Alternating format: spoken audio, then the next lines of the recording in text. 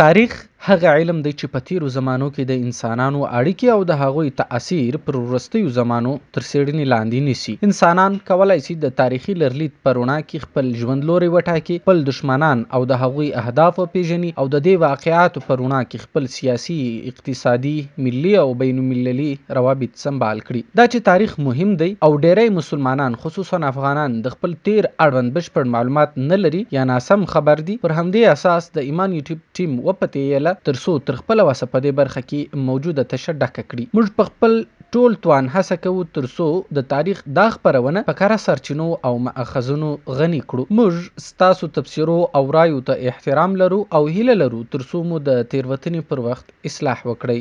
مننه. السلام علیکم ورحمت الله وبرکاتو. دا ایمان یوټیوب چینل دی. زه حسان زلمی یم. زما تاریخ خپرونې ته ښه راغلاست. زما تاریخ خپرونه زموږ له تیر بحث کوي ترڅو خپل راتلونکی وټاکو او خپل حال پکښې وګورو. راویښ سو، تیر ته ستانه سو ترڅو د خپل راتلونکي خاوندان یو. په دې خپرونه کې هڅه کوو ترڅو د اسلام د تاریخ اړوند لنډ او مجمل معلومات در سره شریک کړو. تاسو کولای شئ په خپله له دې خپرونې ګټور معلومات ترلاسه کړئ او همداراز کولای شئ دا انځوریزه له ځوانانو او ماشومانو سره هم شریکه کړئ. هیله ده د استفادې جوګه وګرځي. مننه. د عربستان ټاپووزمه د اسیا د لوی وچې په جنوبي لویدیځه برخه کې پرته ده. روانې اوبه او سیندونه پکې ډیر نه لیدل کیږي. په دې توګه د کرهڼې او زراعت لپاره پکې مساعد ځایونه لږ دي. د خرما ونې پکې زیاتې دي ځکه چې دومره اوبو ته اړتیا نه لري.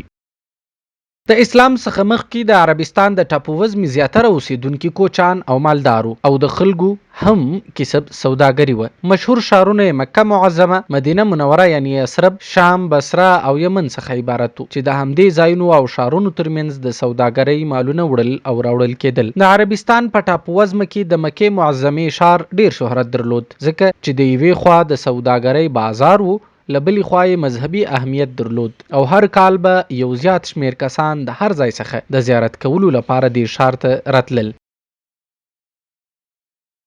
د اسلام د مقدس دین څخه مخکې د عربستان په ټاپووزمه کې هر راز بې عدالتۍ او ظلمونه روان وو. هر قوم او هرې قبیلې د عبادت په منظور ځان ته بیل بیل بوتان درلودل. سود خوړل، جواري کول، د نجونو ژوندي ښخول، لوټول او کورنۍ جګړې. پر دې علاوه د نورو ناوړو کارونو رواج شتون درلود. د اسلام د مقدس دین په راتګ سره سم دغه ټولې بې عدالتۍ او بدمرغۍ په یو مخ له منځه لاړې او خلک د هوسا او نیکمرغه ژوند خاوندان سوه. د عربستان ټاپووزمه د استعمار د لاسه اوس په څو هیوادونو ویشل سوې ده لکه سعودي عربستان، عراق، کویت، اردن، بحرین، لبنان، قطر، د عربو امارتونه، عمان، شمالي او جنوبي یمن. د عربستان د ټاپووزمې لوی او مشهور هیواد سعودي عربستان دی چې زیاتره اسلامي او مقدس ځایونه پکښې دي. د هغې جملې څخه یو بیت الله شریف د مکې معظمې په ښار کې دی چې د ټولو مسلمانانو قبله ده. بل د مدینې منورې ښار دی چې د حضرت محمد صلی الله علیه وسلم مبارکې روضې یې مقام لوړ کړی دی. د سعودي عربستان نوموړي دوه ښارونه د ټولو مسلمانانو لپاره ډیر زیات معنوي ارزښت لري او هر کال په لکونو حاجان د حج د فریضې د ادا کولو لپاره د هغو دوو ښارونو لیدنه او زیارت کوي. د مکې معظمې په ښار کې د قریشو په نوم یوې قبیلې ژوند کاوه چې په دوو کورنیو ویشل سوې وه. یو یې بني هاشم او بله یې بني امیه نومېده. د بني هاشم کورنۍ د کعبې د خونې سرپرستی په غاړه درلوده. د دې کورنۍ مشر عبدالمطلب نومېدی چې د مکې ټولو اوسیدونکو یې احترام کاوه. د عبدالمطلب لس زامن وو چې د هغوی څخه حضرت عباس رضی الله عنه، حضرت حمزه رضی الله عنه، حضرت عبدالله، ابو لهب او ابو طالب مشهور دي. عبدالله د بیبي امینې سره نکاح وکړه او د نکاح څخه وروسته د قریشو د یوه تجارتي کاروان سره شام ته ولاړ او د راتګ په وخت کې مدینې منورې ته نږدې ناروغه سو او وفات سو او په هماغه ځای کې خاورو ته وسپارل سو.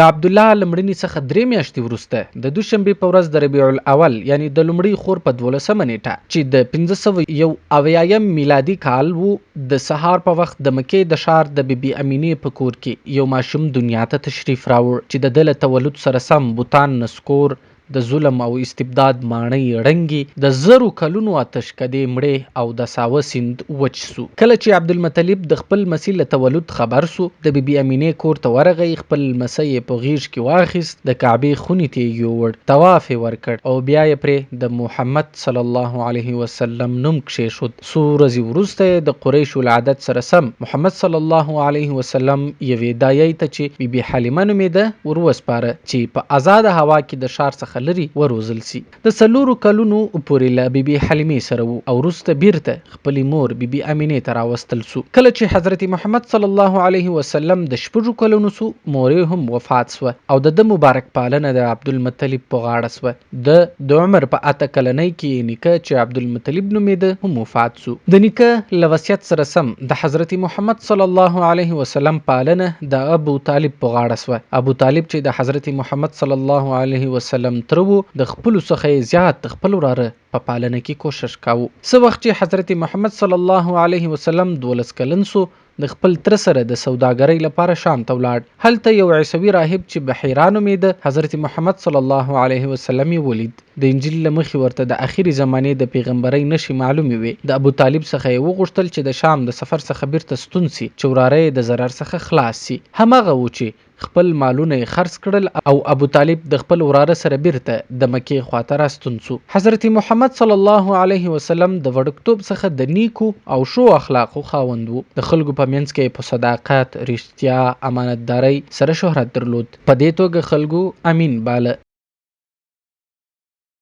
د مکې په ښار کې یوه شتمنه، شریفه او پوه کونډه وه چې بی بی خدیجه نومېدله اوسېدل. څه وخت چې د حضرت محمد صلی الله علیه وسلم صداقت او امانتداري بی بی خدیجې ته معلوم سول، د ان حضرت صلی الله علیه وسلم څخه یې وغوښتل چې د تجارتي کاروان سره یې شام ته ولاړ سي. رسول اکرم صلی الله علیه وسلم د خپل تره په مشوره دا بلنه ومنله او د بی بی خدیجې د یوه غلام سره چې میسره نومېده شام ته ولاړ. په لاره کې د یوه عیسوي راهب سره چې نستوره نومېده مخامخ سول. دې راهب ته چې د حضرت محمد صلی الله علیه وسلم پیغمبري د انجیل له مخې معلومه وه، په شام کې د یهودیانو د شر او ضرر څخه خبر کړ. په دې توګه حضرت محمد صلی الله علیه وسلم خپل د سوداګرۍ مالونه په ښه بیه خرڅ کړه او بیرته مکې معظمې ته راستانه سوه. د راتګ څخه وروسته میسره د حضرت محمد صلی الله علیه وسلم امانتداري او نیک سلوک بی بی خدیجې ته بیان کړ. په دې توګه بی بی خدیجې د حضرت محمد صلی الله علیه وسلم څخه د نکاح غوښتنه وکړه. ان حضرت صلی الله علیه وسلم دا غوښتنه ومنله او د نکاح مراسم د بی بی خدیجې رضی الله عنها په کور کې سرته ورسېدل. په دې وخت کې حضرت محمد صلی الله علیه وسلم 25 کلن او بی بی خدیجه رضی الله عنها د 40 کلونو وه. کله چې نبی کریم صلی الله علیه وسلم لا په پیغمبرۍ نه و مبعوث سوی، د حجر اسود د ایښودلو واقعه د یادولو ده. څه وخت چې د مکې اوسیدونکو د کعبې خونه جوړوله، د څو قبیلو ترمنځ د حجر اسود د ډبرې په ایښودلو سخته شخړه پیدا سوه. هرې قبیلې غوښتل چې د حجر اسود د ایښودلو عزت ترلاسه کړي. نږدې و چې د نفاق اور بل سي. په دې وخت کې ځینو سپین ږیرو کسانو داسې پرېکړه وکړه چې که هر څوک د سهار لخوا لومړی حرم شریف ته ورننوځي، د هغه منځګړیتوب به منل کیږي. څه وخت چې ولیدل سول لومړی شخص چې هلته راغلی و حضرت محمد صلی الله علیه وسلم و چې ټولو امین باله. حضرت محمد صلی الله علیه وسلم د حجر اسود ډبره په یوه څادر کې واچوله او د قبیلو مشرانو ته د څادر څوکې په لاس کې ورکړې. وروسته حضرت محمد صلی الله علیه وسلم ډبره راواخیسته او په خپل ځای کې یې کښېښوده. په دې ډول د نفاق اور مړ او د قبیلو ترمنځ دا لویه شخړه د حضرت محمد صلی الله علیه وسلم په برکت سره ته ورسېده او د حجر اسود د ایښودلو عزت د هغه مبارک په برخه سو.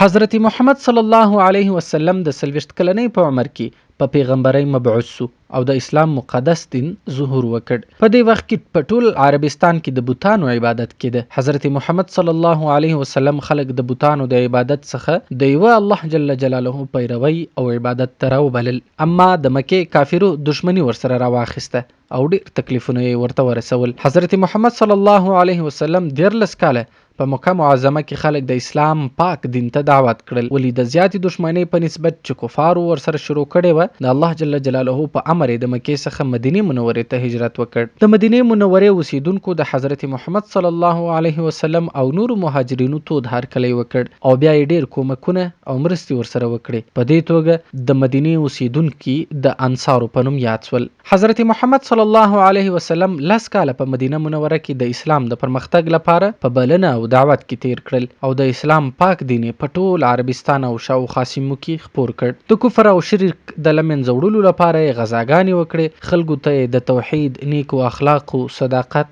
وفا، ورورۍ، صلح او د اسلامي ګډ ژوند تعلیم ورکړ. 23 کاله د الله جل جلاله په امر د اسلام پاک دین په خپرېدو کې تیر کړل او څه وخت چې خپل د پیغمبرۍ مقدس وظیفه په رښتینې توګه سرته ورسوله، د 43 کلونو په عمر د دې فانی دنیا څخه رحلت وکړ. د اسلام پاک دین د الله جل جلاله له لوري د حضرت جبرائیل علیه السلام په وسیله په حضرت محمد صلی الله علیه وسلم باندې نازل سو. د ډیرو سختو یوګالو وروسته دا مبارک دین د نړۍ ګډ ګډ ته بیله کوم زیاتوالی او کموالی ورساوه. اسلام یو آسمانی دین دی چې سرچینه قرآن کریم او د حضرت محمد صلی الله علیه وسلم سنت دی. د اسلام پاک دین په خپل ټولو حکمونو او لارښوونو کې د حق په لور د خلکو بلونکی، له باطل څخه منع کوونکی او د هر راز نیمګړتیاو څخه پاک دی. دا پاک دین به د قیامت تر ورځې پورې د انسانانو د لارښوونې او خلاصون یوازینی نجات بښونکی لار وي. هر څوک چې د اسلام د مقدس دین پیروي وکړي، د هر ځای او هر نجات چې وي مسلمان ورته ویل کیږي. په دې دین الله جل جلاله د اسلام نوم یې دی او د خپل بندگانو لپاره یې خوش کړی دی. که څوک د اسلام د سپیشلی دین څخه پرته د بل کوم دین پیروي کوي، د الله جل جلاله په وړاندې قبول نه ده او هغه به کافر او زیانکار وي. د اسلام پاک دین د ټولو آسمانی دینونو وروستی او کامل دین دی او د اخري زمانه په پیغمبر چې حضرت محمد دی مصطفی صلی الله علیه وسلم نومیږي او الله جل جلاله ورته د خاتم النبیین لقب ورکړی دی نازل شوی دی.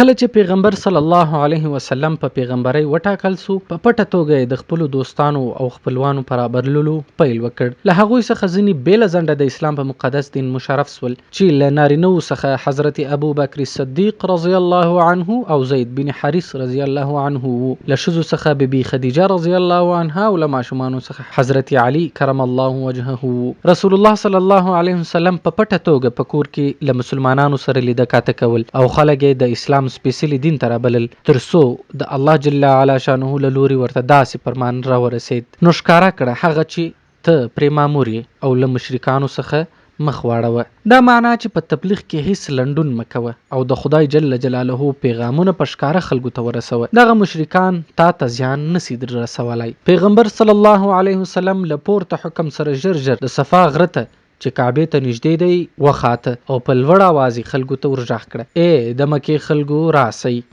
خلک راټول سوه. پیغمبر صلی الله علیه وسلم ورته داسې وویل، که زه تاسې ته ووایم چې د دغه غره شاته یو فوز د حرکت په حال کې دی، ایا زما په دې خبره باور کوئ؟ ټولو حاضرینو وویل چې هو، ځکه چې هیڅکله مو له تا څخه درواغ نه دی اورېدلي. پیغمبر صلی الله علیه وسلم وویل، که تاسې ایمان را نه وړئ او مسلمانان نسئ، په سخت او دردناک عذاب باخته کیږئ. د دې بلنې په اورېدو سره یې تره ابولهب او نور مشرکین په ډیره غوسه خواره سول. وروسته له دغې پیښې پیغمبر صلی الله علیه وسلم په ښکاره بلنه ورکوله. کله چې د اسلام بلنه په ښکاره او عامه سوه، مشرکانو به مسلمانان ډیر زورول. له دې امله پیغمبر صلی الله علیه وسلم مسلمانانو ته اجازه ورکړه چې حبشې ته هجرت وکړي. په حبشه کې یو عادل سړی پاچا و چې نجاشي نومېده. هماغه و چې لومړی ځل د بعثت په 5م کال 11 نارینه وو او 4 ښځو حبشې ته هجرت وکړ. مشرکان چې پرې خبر سول، ظلم او دښمني ورسره تر پخوا لا زیاته سوه. دوهم ځل 83 نارینه او 18 ښځې د رسول الله صلی الله علیه وسلم په اجازه حبشې ته مهاجر سول. دوی تر هغه پورې په حبشه کې و چې پیغمبر صلی الله علیه وسلم مدینې منورې ته هجرت وکړ. وروسته له دې هغوی هم له حبشې څخه مدینې منورې ته ورغلل. د بعثت په 10م کال پیغمبر صلی الله علیه وسلم لپرله پسې دوه پیښو سره مخامخ سو. یوه پیښه د هغه د لومړنۍ میرمنې خدیجه الکبرا د وفات پیښه وه چې په سختو حالاتو کې به یې هغه ته ډاډ او تسل ورکاوه، او بله د ابو طالب د مرګ پیښه وه چې د ټینګ دیوال په څیر د پیغمبر صلی الله علیه وسلم د دشمنانو په مقابل کې ولاړ و او په هر قیمت یې له خپل وراره څخه دفاع کوله. د سختو پیښو حضرت محمد صلی الله علیه وسلم ډیر غمجن کړ او سرچپه د قریشو قبیله یې ډیره خوشحاله کړه او د قریشو د مشرکانو دشمنی لا پسې زیاته سوه. له دې امله پیغمبر صلی الله علیه و آله وسلم طائف ته چې د سعودي عربستان له مشهورو ښارونو څخه دی لاړ چې د هغه ځای خلک د اسلام سپیڅلي دین ته راوبولي. کله چې د طائف خلک یې اسلام ته راوبلل، هغوی د خپلې ناپوهۍ او جهالت له مخې سربیره پر دې چې بلنه یې ونه منله، د طائف کوڅه ډبي او بېباک ځوانان یې دې ته وګمارل چې پیغمبر صلی الله علیه وسلم په ډبرو باندې وولي او ویې ځوروي. هغوی رسول الله صلی الله علیه وسلم په ډبرو وویشت، مبارک وجود یې ټپي سو او له ټپونو څخه یې وینې داسې راوبهېدلې چې پړي یې له وینو ډنډ سوې، او رسول الله صلی الله علیه وسلم په ډیر زیار خپل ځان د هغوی له شر څخه وژغوره او بیرته مکې معظمې ته راغی. سره له دې چې ټولو ربړونو او کړاوونو چې د هغوی له لوري ورته ورسېدل، بیا یې هم هغوی ته داسې د خیر دعا وکړه: ای خدایه زما قوم ته لارښوونه وکړه چې نه پوهیږي. د بعثت په 10م کال د یثرب له خلکو څخه یو څو تنه د نورو عربو په څیر د کعبې د زیارت لپاره مکې ته ورغلل. حضرت پیغمبر صلی الله علیه وسلم به د حج په ورځو کې له وخت نه د استفادې په مقصد د اطراء له خلکو سره زیات لیدل او اسلام ته به یې رابلل. په دې لړ کې د یثربیانو ډلې سره هم په عقبه یعنی منا کې مخامخ سو او د اسلام سپیڅلي دین ته یې راوبلل. هغوی دغه بلنه ومنله او د اسلام په مبارک دین باندې مشرف سول. پیغمبر صلی الله علیه وسلم د بیرته ستنېدو په وخت کې د قرآن قاری حضرت مصعب بن عمر رضی الله عنه د ښوونکي په توګه له هغوی سره ورولېږه ترڅو د یثرب خلک اسلام ته راوبولي. د دوی په زیار او هلو ځلو د اسلام دین په یثرب کې خپور سو او د مسلمانانو شمیر ورځ په ورځ زیاتېده. کله چې پیغمبر صلی الله علیه وسلم یثرب ته هجرت کاوه، په هر کور کې یو یا دوه تنه مسلمانان سوي وو. د بعثت په 11م کال ځینې مسلمانان له مدینې منورې څخه د حج په وخت کې مکې معظمې ته راغلل. په عقبه کې له پیغمبر صلی الله علیه وسلم سره یې وکتل او خپل بیعت یې داسې وړاندې کړ: موږ له خدای جل جلاله سره شریک نه نیسو، غلا او زنا به نه کوو، خپل اولادونه به نه وژنو، په چا تور نه تپو او د خدای جل جلاله او د هغه د رسول اطاعت کوو. پیغمبر صلی الله علیه وسلم هغوی ته په جواب کې داسې وویل: که تاسې په خپل ژمنه او تړون وفا کوئ، اجر به مو جنت وي، او که ترې غاړه غړوئ ستاسې معامله به له خدای جل جلاله سره وي. که وغواړي وبه مو بخشي او که وغواړي په عذاب به مو کړي. دغه بیعت او تړون د عقبة الاولی بیعت بلل کیږي. په همدې ډول د بعثت په 12م کال د اوس او خزرج له قبیلو څخه 83 تنو نارینه مسلمانانو او 2 تنو ښځینه وو د حج له مراسمو وروسته په عقبه کې له پیغمبر صلی الله علیه وسلم سره ولیدل او د اسلام او مسلمانانو په ملاتړ هغه صلی الله علیه وسلم ته د هر ډول قربانۍ او سرښندنې وعده ورکړه چې دغه بیعت او تړون د عقبه ثانی په نوم یادیږي. د همدې تړون په اساس له مکې معظمې څخه مدینې منورې ته هجرت پیل سو.